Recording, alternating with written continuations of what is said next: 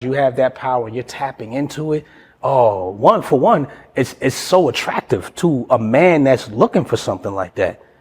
When he sees a woman standing firm, not egotistical, but standing firm, knowing her core values, knowing what she wants, seeing that she has standards and she's not following the crowd, and then she's surrounded by other powerful women. Ooh, he like, yo, that I'm looking for her. For real. Because the BBL is gonna wear off one day. Yeah, that's true. I ain't throwing no shade if you got a BBL. I'm just saying they do fade. Time. Next question.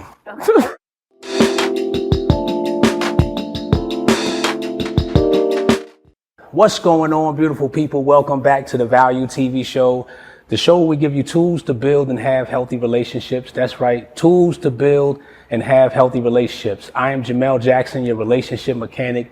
And today we have another episode of Jamel I Have Questions, where the guests come on and they ask me several questions centered around relationships.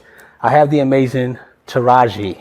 Yes, hi. And she's about to unload some amazing questions, and I'm here to answer. Yes. First of all, Torogia, what are you doing out here?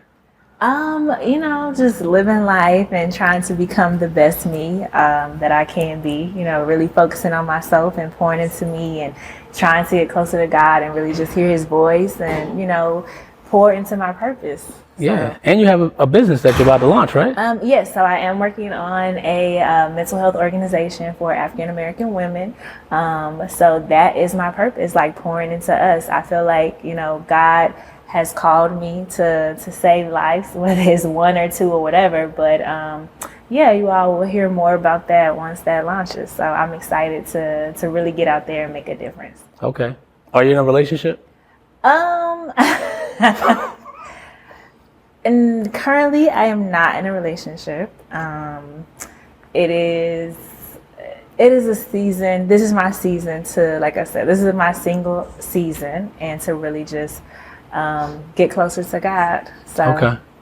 All right. So let's see what you got over here, because you got a phone in your hand. When people have the phone in their hand, that means they got some deep questions. Okay. Yeah. So I guess the first question would be for me, because like I said, I'm single, but I'm single, but it's complicated. So we'll just say that.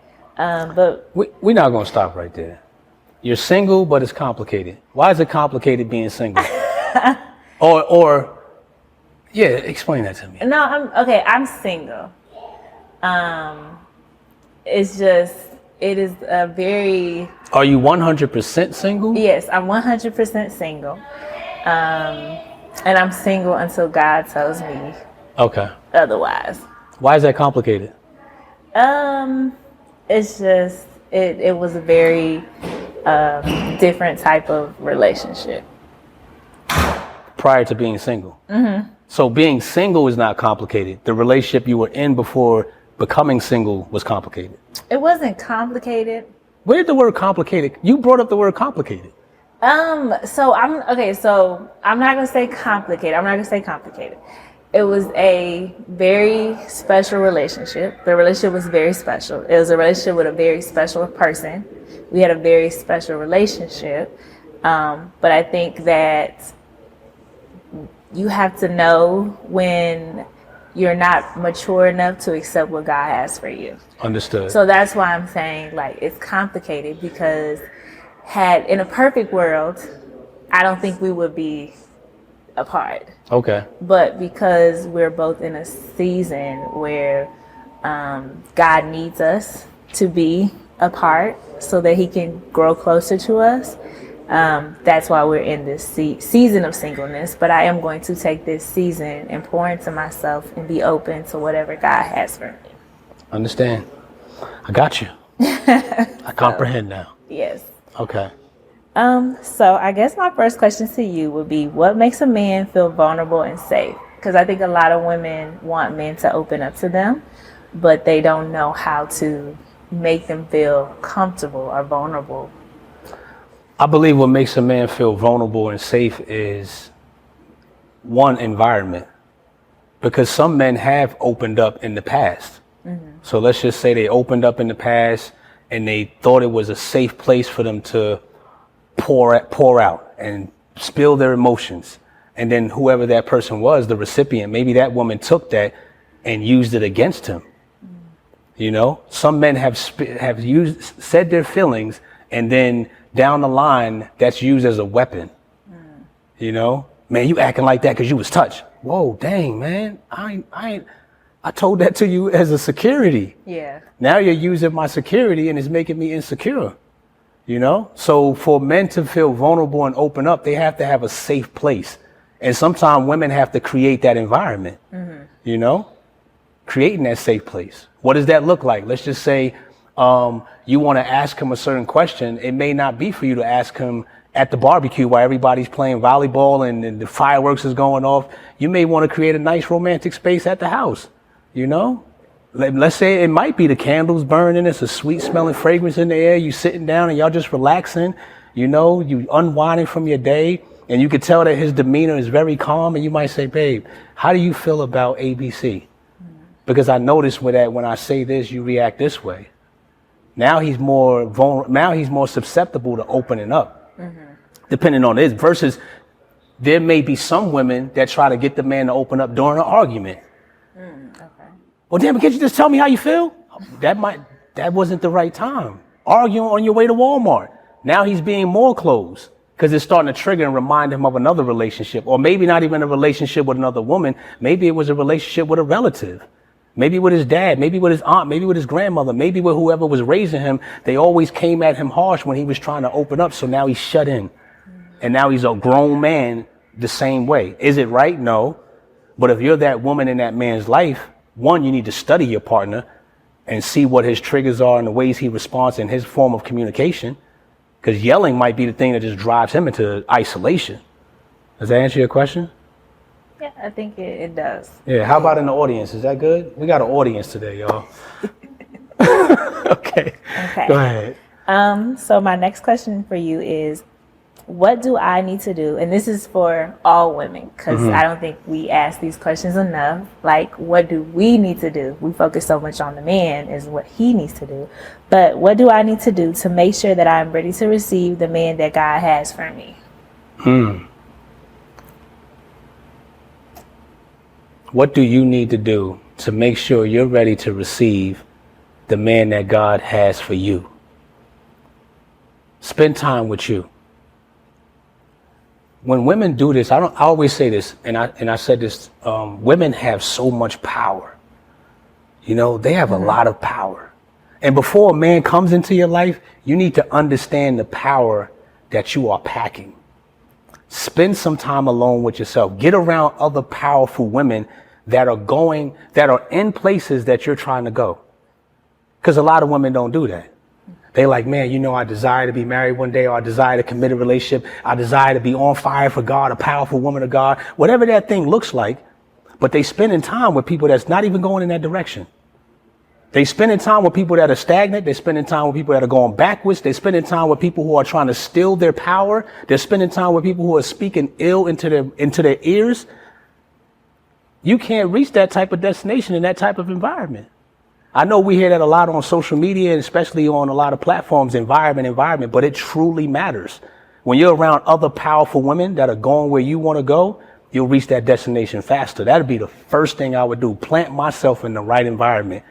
And it's not always easy because we've become comfortable in our blood.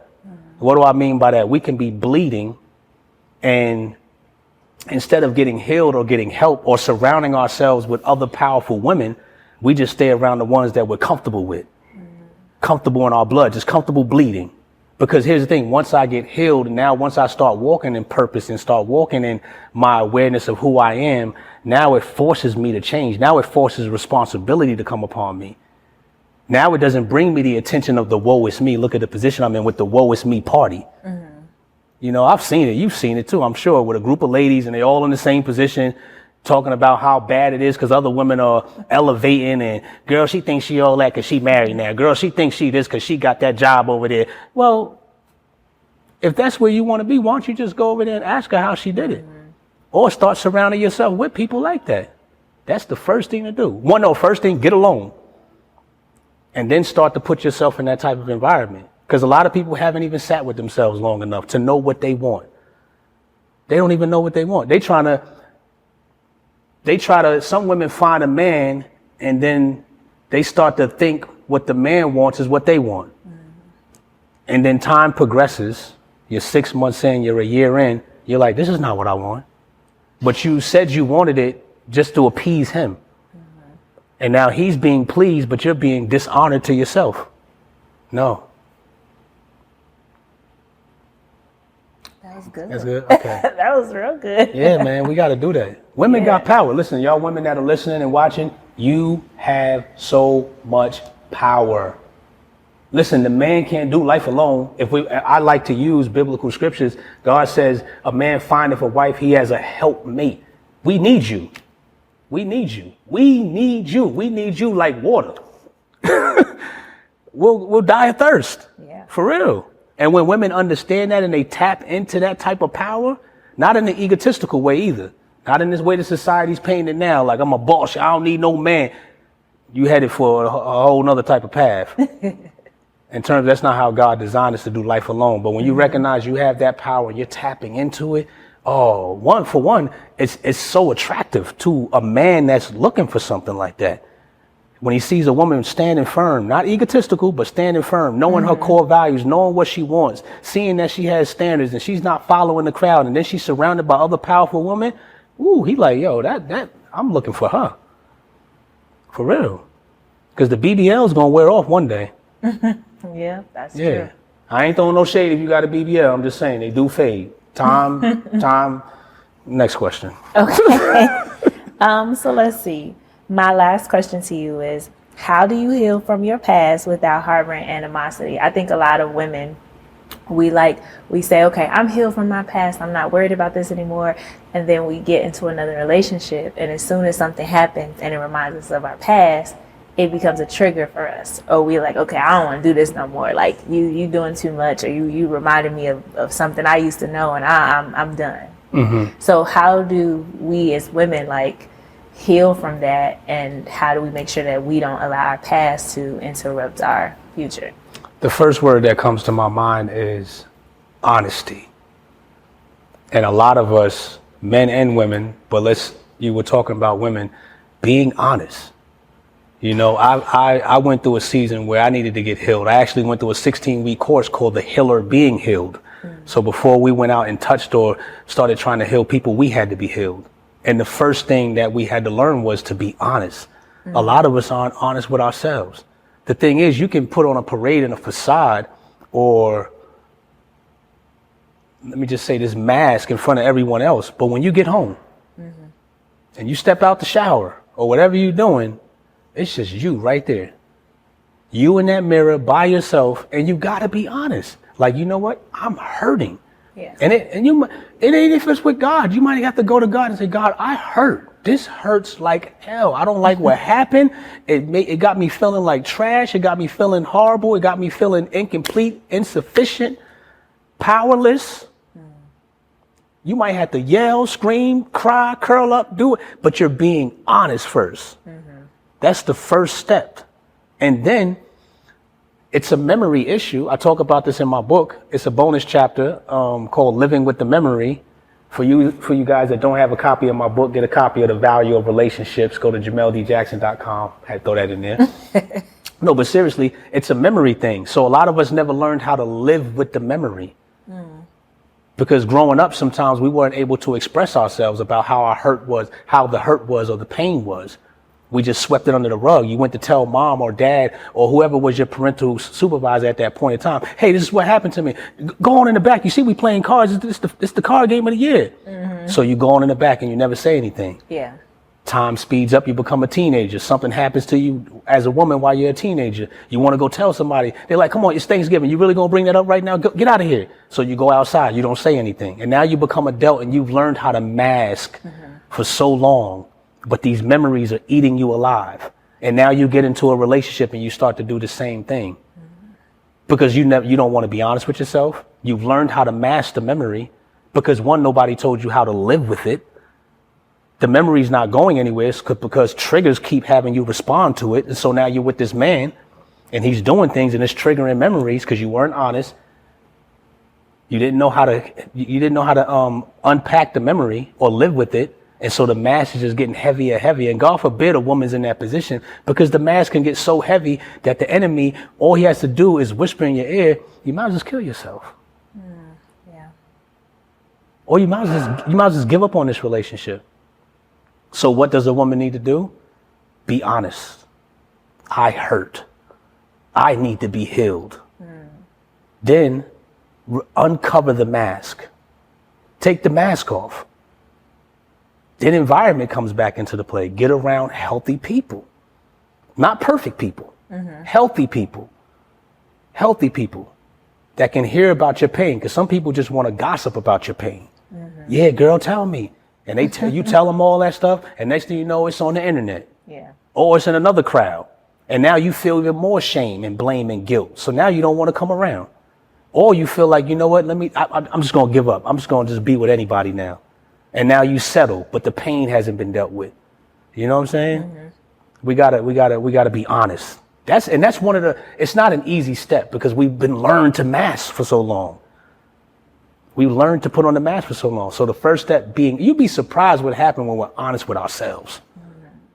Because when you go home, you're going to be home with yourself. When you're in that shower, I mean, unless somebody got somebody in the shower with them. But if you're not, you naked and it's just there. This is me. Yeah. Ain't nobody to lie to. But here's the thing, you know what's amazing? The enemy will deceive us, and now we'll tell lies to ourselves. Yeah, maybe I am nothing. Because he's whispering, you ain't nothing. You are that pain. You are what you went through. You are this, you are this. So he turns your you are this and has you start saying I am. When God says, no, you're this. You're this, you're this. You're beautifully and wonderfully made. You know? Being honest, look in that mirror. Some people may have to get some affirmations and stick them all around the house, depending on the depth of your pain. Yeah. Because words are powerful. Yeah, man. Woo. That was good. That gave me chills. That was good. Give me chills. and for somebody that's watching or listening, it's not easy. Yeah. Because they may be listening or watching and saying, oh, that's easy.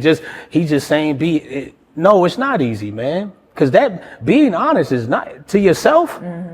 Especially when you've been under the deception of the enemy for so long, convincing you of something you're not. Yeah. You have to break that cycle.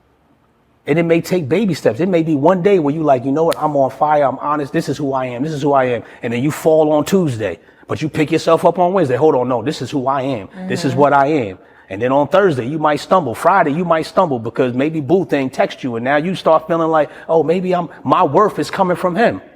Perfect example before I close this out. My daughter, I went to pick my daughter up, and shout out to my princess Ja. And there's this, little puppy love thing she's going through, you know what I mean? And she says, yeah, I asked him what he rated me. And she said, he rated me out of 10, he rated me an 8. So here's the thing. Before she could finish her story, I said, hold on a second. Let me tell you something. I said, it doesn't matter what that young boy rates you. God rates you at a 10 and above. You're priceless and beautifully and wonderfully made in his eyesight. So there's no man ever in life that could rate you on no scale. I said, I'm not saying nothing. I said, I understand what y'all doing. I said, but just understand that you are beyond a man's rating. But see, for some women, they may not have had that father to speak like that. So they've had, since that young age, people rating them. Whether it was a young boy in school, whether it was a relative, oh, you just a 5, or you just a 7. So your whole life you're looking for acceptance from mankind. No, God has rated you higher than all of that. And not to say that we don't need accolades or people to, encourage us. But I broke that down to her. She said, yeah, she said, yeah, I gave him a 9. And I said, okay, but do you understand what I'm saying? She said, yes. I said, well, who rates you? She said, God rates me. You see what I'm saying? I'm affirming her at that age. And I think sometime if the woman hasn't had that or women have not had that, you have to affirm yourself. Yes. Or get around powerful sisters that can affirm you when you're feeling down and out, when you scored high on Monday, you dropped down on Tuesday, got back up on Wednesday, fell Thursday and Friday, and now you got your sister saying on Saturday, girl, we're going to do this. You know you're amazing. You don't need no man to appease you like that. You don't need no man to tell you you're great. You are great. Yep. Y'all hear that, sisters? You are great. You are Yes, powerful. you You are are great. amazing. You are a superstar. You are a rock star. You have more than enough. You are made by the Most High. Okay. Yes, most definitely. Wow. That was good. Yeah. Listen, man, if you're single, dating, or married, and you're looking for tools to build and have healthy relationships, tune into the Value TV show. I'm Jamel Jackson, your relationship mechanic, and I had the amazing Torogia. Where can the people find you at? So right now I am not on social media, but please be on the lookout. I will be coming back, but you can connect with me on my Instagram page. It is Evolve23. So if you want to connect, you can connect with me there until we officially launch. So. All right. And when she sets her whole thing up, we're going to have her back on the show to talk about everything she has going on. Until next time, I love you guys. Peace.